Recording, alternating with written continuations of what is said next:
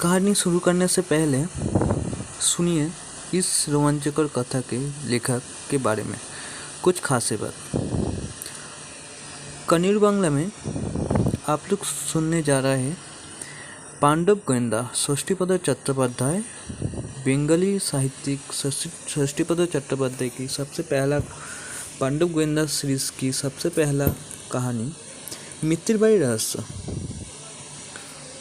षष्ठीपद चट्टोपाध्याय बंगाली साहित्य के बेहद लोकप्रिय बाल एवं किशोर साहित्यकार में एक है। उन्हें सबसे अधिक प्रसिद्धि मिली उनकी मजदूर एडवेंचर सीरीज पांडव गोविंदा के लिए, जिसने कई पीढ़ियों को पाठकों का दिल जीता है। उनका जन्म 1941 में पश्चिम बंगाल का हावड़ा जिला में हुआ था। बचपन से ही उन्हें रहस्य, रोमांच और कहानी लिखने का बेहद शौक था। इसी रुचि से जन्म हुआ बाबलू, बीलू, भोंबल, बाच्चू, बिच्चू और उनके प्यारे कुत्ते पंचू जैसे जादूगर किरदारों का। पांडव गोविंदा सीरीज की सबसे बड़ी खासियत रहस्य, साहस, दोस्ती, रोमांच और बुद्धिमत्ता का शानदार मेल बंधन है। आज भी बंगाली साहित्य प्रेमियों के बीच उनकी कहानियाँ बेहद लोकप्रिय है और नया पीढ़ी भी इन्हें बड़े उत्साह से पढ़ती है। आज हम सुनाने जा रहे हैं उनकी एक बेहद रोमांचकर कहानी मित्तिर बाड़ी रहस्य, जो कि पांडव गोविंदा सीरीज का सबसे पहला कहानी है। तो तैयार हो जाए एक रहस्यमयी और रोमांच से भरी यात्रा के लिए। मित्तिर बाड़ी रहस्य पांडव गोविंदा। बाबलू, बीलू, भोंबल ये 3 लड़के थे। बाच्चू और बिच्चू ये 2 लड़कियां थीं। इन 5 के साथ हमेशा रहता था एक काला देसी कुत्ता, जिसका नाम था पंचू। उसकी एक आंखें खराब थी, इसलिए सब उसे प्यार से काना पंचू भी कहते थे। लोग इन पांच दोस्तों को मजाक में पांडव गोविंदा कहते थे। ये पांचों हर जगह साथ घूमते, साथ शरारत करते और साथ भी पढ़ाई भी करते थे। कोई भी किसी को बिना नहीं रहता था। गर्मी की छुट्टी के एक दोपहर ये पांचों पंचू को लेकर मित्तिर के बागान में घूम रहे थे।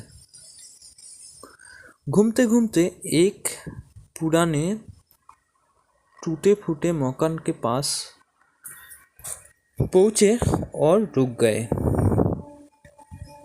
वह मकान में मंजिला था। एक तरफ की छत टूटी हुई थी, एक दीवार गिर चुकी थी। छत पर छोटे छोटे बरगद के पेड़ उग आए थे। चारों तरफ घास और झाड़ियाँ फैली हुई थी। पांचों वहीं बैठ गए। बाबलू ने अपनी जेब से कच्चे आम निकले। बिल्लू के पास नमक और मिर्च थी। भोंबल के पास एक छोटा चाकू था। उन्होंने आम काटकर नमक मिर्च लगाए और मज़े से खाने लगे। तभी अचानक बाबलू के दिमाग में एक आइडिया आया। उसने उछलकर कहा, दैट्स आइडिया। सब हैरान होकर उसके ओर देखने लगे। बाबलू बोला, मेरे दिमाग में एक शानदार प्लान आया है। भोंबल ने पूछा, कैसा प्लान? बाबलू बोला, एडवेंचर का प्लान। बिल्लू हंसकर बोला, यह बैठकर एडवेंचर? बाबलू बोला, जहाँ रहस्य मिलेगा हम वहाँ पहुँचेंगे। बाच्चू और बिच्चू बोला, लेकिन यह तो बहुत मुश्किल है। बाबलू बोला, मुश्किल है तो क्या हुआ, कोशिश तो करेंगे। बिल्लू बोला, मतलब हम शौकिया जासूस बनेंगे?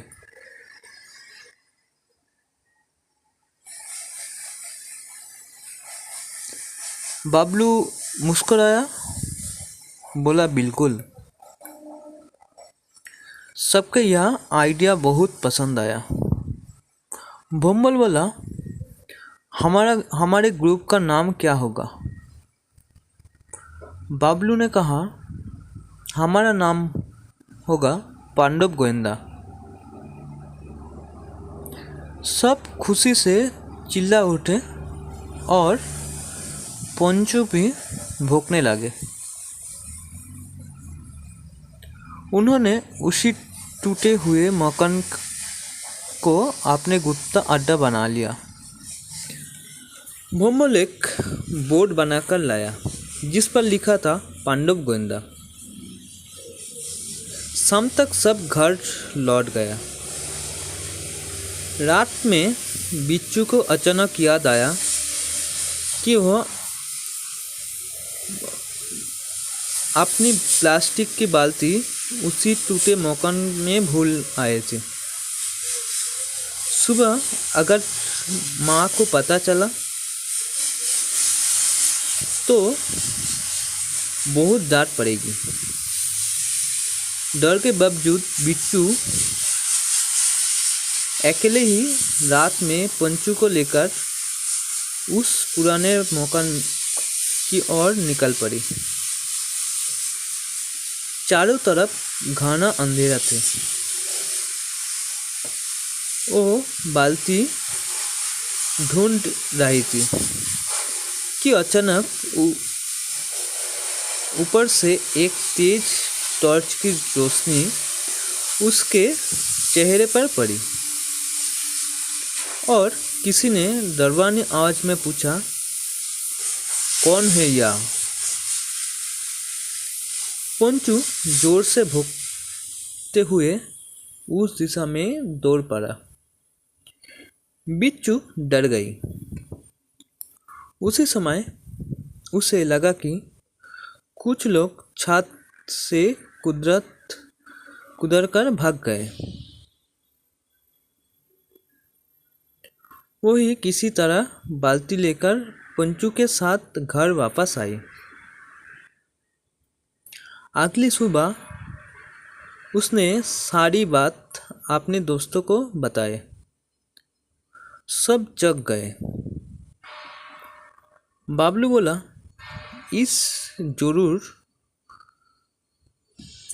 यह जरूर कोई रहस्यमयी मामला है।